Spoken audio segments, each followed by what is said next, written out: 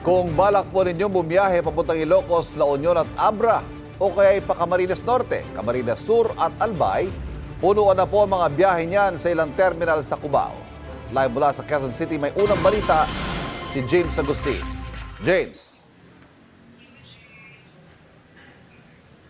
Ivan, good morning. Inaabot na ng ilang oras yung paghihintay ng mga pasahero para lang makakuha ng tiket at makauwi sa kanilang mga probinsya. Yung ibang mga pasahero na nakausap natin ay nag-leave na sa kanilang trabaho ngayong araw na makaiwas daw dun sa inaasahang dagsa ng mga pasahero mamaya. Pila ang mga pasahero na bibili ng tiket sa bus terminal na ito sa Cubao. Karamihan naghahabol para makauwi na sa kanilang probinsya ngayong Miyerkules Santo. Agad nakakuha ng tiket si Chris na biyaheng Bawang La Union kasama ang kanyang asawa. Iwas traffic na rin. Hindi pa namin sana balak magbakasyon. Ang kaso nga, yung nagbabantay dun sa nanay ng misis ko, nanganak yung anak na nandito ho. Nagtatrabaho dito yung anak niya. Kaya maiiwan ngayon yung bedridden na nanay ng misis ko doon. Walang magbabantay kaya kailangan namin pumunta doon. Si JM naglib na sa kanyang trabaho para maagang makauwi sa Umingan, Pangasinan. Baka marami ng tao mamaya eh. Susulitin niyo na rin bakasyon niyo? Oo. Hanggang kailan po ito? Sunday lang. Fully booked na ang biyahe patungong Ilocos, La Union at Abra ngayong araw. May extra bus sa mga masasakyan ng mga chance passenger. Dagsari ng mga pasahero sa bus terminal na ito na ang biyahe ay pabikot. Si Myra at kanya mag-ama galing pang Santa Maria, Bulacan. Ngayon lang sila ulit uuwi sa Labo, Camarines Norte matapos ang 2 taon. Halos 7 oras ang hinintay nila bago makakuha ng tiket. Sobrang hirap po kasi magdamag. Paano niyo susulitin yung bakasyon niyo? Hindi nga sulit, saglit lang kasi may pasok. Ganyan din ang sitwasyon ng mag-anak ni Raymond na 8 oras naghintay para lang makakuha ng tiket. Kasama niyang uuwi sa Lopez, Quezon ng kanyang asawa at 2 anak. Nag-leave na ang mag-asawa sa kanilang trabaho. Napakahirap po kasi sobrang init ng panahon. Kasi akala po namin konti lang yung pasahero ngayon. Yung pala mas marami po ngayon. Pare-parehas ang mindset namin. Fully booked na ang biyahe ng mga air-conditioned buses na patungong Camarines Norte, Camarines Sur at Albay hanggang April 4. Samantala, Ivan, ito nakikita nyo, ito yung sitwasyon sa isang bus terminal dito sa Cubao. Marami-rami po yung mga pasahero na naghihintay na masasakyan. Katunayan, nabawasan na po yan dahil yung ilang mga pasahero na nakapanayam natin ay nakasakay na po pasado alas 6 ng umaga at umalis na yung bus dito. Pero pagsisiguro naman po ng pamunuan ng bus terminal ay makakasakay po itong mga pasahero na ito at may mga extra buses naman po sila. Yun nga lang, hintayan talaga ng matagal sa pila. Katunayan, simula kagabi po hanggang kaninang madaling araw ay umabot na sa 6 na bus. Mga extra buses yon yung bumiyahe mula sa bus terminal na ito patungo sa Bicol. Yan muna ilitas mula po rito sa Cubao sa Quezon City. James Agustin, GMA News. Hirap sa online registration assistance system ang ilang pasahero sa Batangas Port. Mahaba naman ang pila ng mga pasahero na wala pang tiket. At may unang balita live si Bam Alegre. Bam. Ivan, good morning. Miyerkules Santo, ito sitwasyon dito sa Batangas Port. Makikita ninyo sa ating likuran ay mas marami na yung mga pasahero at mas marami na rin yung nakapila dito sa Oras Pass.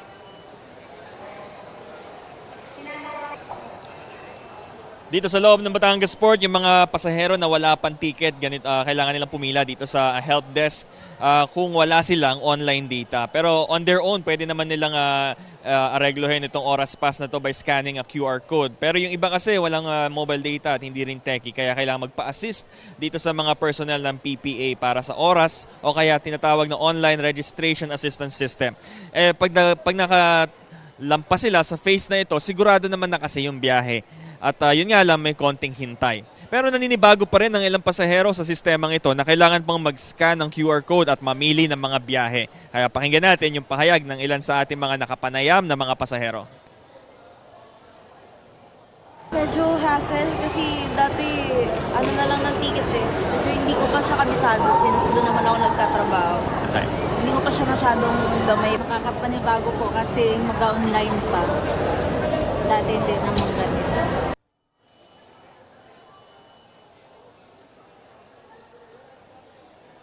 So Ivan, ayun naman, pagkatapos nga naman yung pila na to ay sure naman na may biyahe sa kanila. Ayon sa pamunuan ng Batangas Port kahapon, Martes Santo, 15,000 ang foot traffic ito yung malayo doon sa nakaraang taon na 27,000 ang tao na nagpunta rito sa Batangas Port. Ngayong umaga naman, Miyerkules Santo, ang foot traffic natin ay nasa 4,000. Ito ang unang balita mula rito sa Batangas Port. Balik sa inyo, Ivan.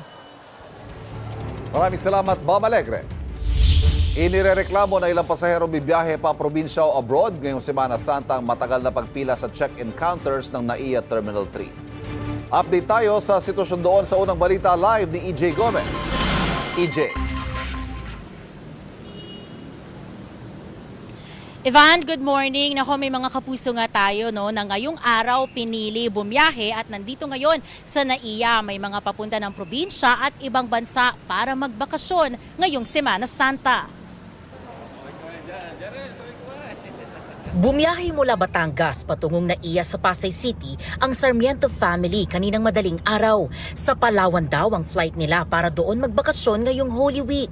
Dapat nga raw ay sa Dubai sila lilipad para doon magsemana Santa. Pero dahil sa giyera sa Middle East, local trip na muna sila, El Nido at Puerto Princesa sa Palawan. Kasi po never pa po kami nakapunta dun. Super excited, tapos excited po kami pumunta sa sa mga beaches. Po kami beach hopping ata. Tapos may city tour din kami. Mula naman sa Laguna ang pamilya Cerneo. Ang kanilang destinasyon, Singapore. Okay lang daw ang kaunting gastos. Isang beses lang naman daw ito sa isang taon. Masaya kami ng apo ko kasi kahit na crisis, makakapasyal kasi makasama ko apo ko. Kasi first flight niya. So, yung pinaka-main reason ko is, syempre, reward ko sa kanya kasi recognition niya. I am excited po kasi makakasakay na po ako sa airplane for the first time. Pasado 4:00 ng madaling araw kanina, may pila na ng mga sasakyan sa may departure bay ng Paliparan. May bahagyang haba na rin ang pila sa mga check-in counter. Ilang pasahero rin ang nagreklamo sa tagal ng hinintay nila sa counter para ma-check-in ang kanilang mga bagahe. Abiso sa mga pasahero, 6 na airlines ang nalipat sa Terminal 3 habang isang airline ang nalipat sa Terminal 1. Kaya i-verify muna ang inyong terminal assignment bago pumunta sa airport. Simula ngayong araw ay babawasan ng hanggang kalahati ang sinisingil na passenger service charge, pati ang sinisingil nila sa mga airline na landing at take-off fees.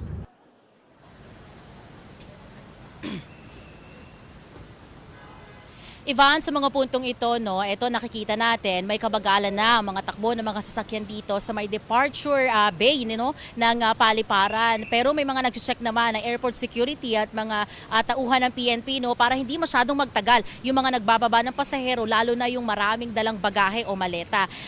Dire-diretso naman ang pagpasok ng mga pasahero dito sa entrance, pero pagpasok doon o pagpila doon sa mga check-in counter, mahaba-haba na po ang hahantayin ng mga pasahero. Yan ang latest mula po rito sa Pasay City. EJ Gomez, GMA News.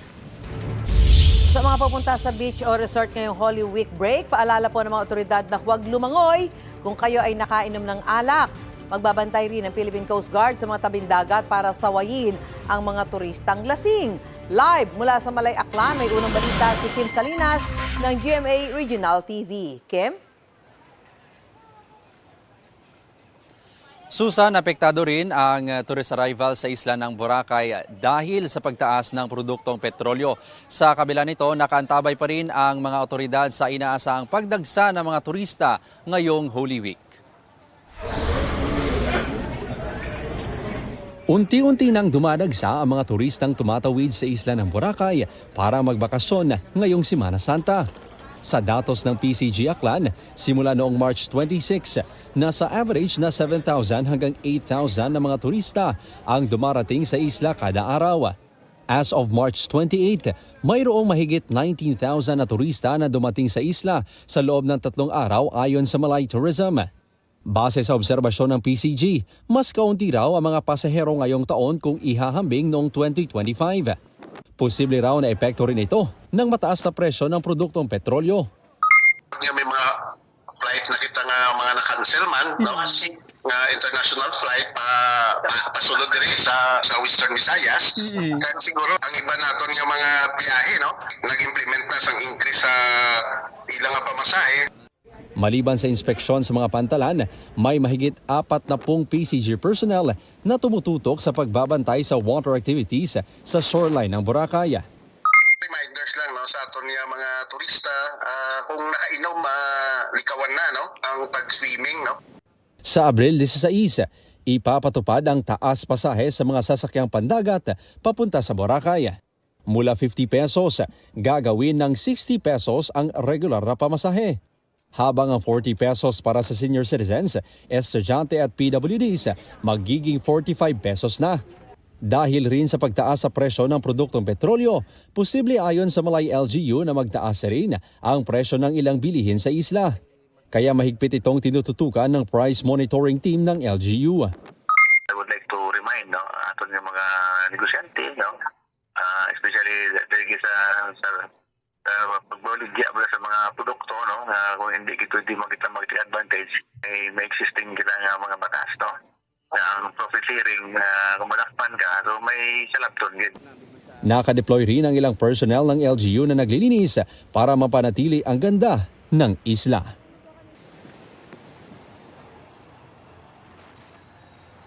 Susan, bukod sa water at nightlife activities, meron ding religious activities sa isla para sa mga gustong magnilay-nilay at manalangin ngayong Semana Santa. Susan? Maraming salamat, Kim Salinas ng GMA Regional TV.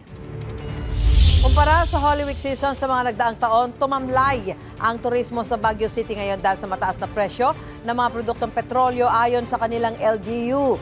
Live mula sa City of Pines, may unang balita si Bea Pinlac. Bea? Susan, talagang may domino effect ang paglobo ng presyo ng petrolyo sa ekonomiya dito sa summer capital ng bansa.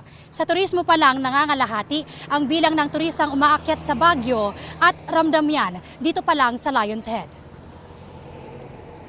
Kung dati, paunahan makapag-book sa hotel sa Baguio tuwing Semana Santa, ngayon, swerte na raw kung mapuno ang kalahati ng mga kwarto nila. Ayon sa Baguio City LGU, nangalahati kasi ang tourist arrival sa summer capital ng bansa. In terms of booking and revenue, of course, there's a drastic decrease. As we observe, marami talagang cancellation. And then we're hoping that they could reschedule. Tumaas ulit ang presyo ng petrolyo kahapon, higit na mas mataas sa Baguio. Umaabot ng mahigit 148 pesos ang kada litro ng diesel at halos 109 pesos naman sa gasolina. Sabi ng Baguio City LGU, posibleng makabawi ang mga hotel sa darating na Huwebes Santo. Pero panandali ang ginhawa lang daw ito. According to our hotels, aakyat ng kanilang occupancy rate by Thursday. Aakyat ng 80%. Pero by Saturday, bababa uli. Swerte na lang na makakuha uli sila ng mga 30 to 40% occupancy in the succeeding weeks. We're hurting. Bagaman mas konti, enjoy pa rin naman ang mga turista sa City of Pines. Minsan lang naman para masayang family. Kasi mga balikbayan mga anak ko. Minsan lang naman sa loob ng isang taon. Ang Lion's Head na dating pinipilahan ng mga turistang papasok ng Baguio, isa sa choke points na nagdudulot ng pagbagal ng trapiko. Kaya gustong gawan ng paraan ng DILG. Si Mayor Benji Magalong, sinisigurado niya na ang Cannon Road ay magiging obstruction-free. Number one notorious dyan yung Lion's Head. Tumitigil yung mga tao doon para magpa-selfie. Nagiging backed up ang traffic. Kahapon, pailan-ilan lang ang tumigil sa patok na selfie spot sa Baguio. May nakalatag na plano ang LGU para hindi na ito magdulot ng pagbagal ng daloy ng mga sasakyan. Let them enjoy. Anyway, nandun naman yung Philippine National Police to manage yung traffic, to make sure that everybody is safe doon sa area. But ang long-term na solution namin doon is, once na matapos namin, di ba may open space doon? Na dating creek yun eh. Kung stable yun, i-concrete namin yun, doon na namin magiging parking area na yun. Tapos ililipat na rin namin yung aming mga entrepreneurs doon. Para doon na lahat, maluwag na lahat yan.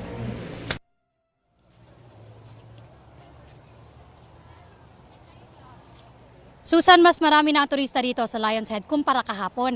Pero kaunti pa rin daw ito sa lagay na yan ayon sa mga tinderang nakausap natin. Ipinasa na ng Baguio City Council ang resolution na nagsasailalim sa lungsod sa state of emergency at pinag-aaralan na rin ng Baguio City LGU ang kanilang economic continuity plan para muling makabangon ang mga sektor na talagang apektado ng taas presyo sa langis at iba pang mga bilihin. Samantala ngayong Miyerkules Santo wala pong pasok sa pribado at pampublikong paaralan sa Baguio City. Yan ang unang balita mula rito sa Baguio City. Bea Penlac, GMA News.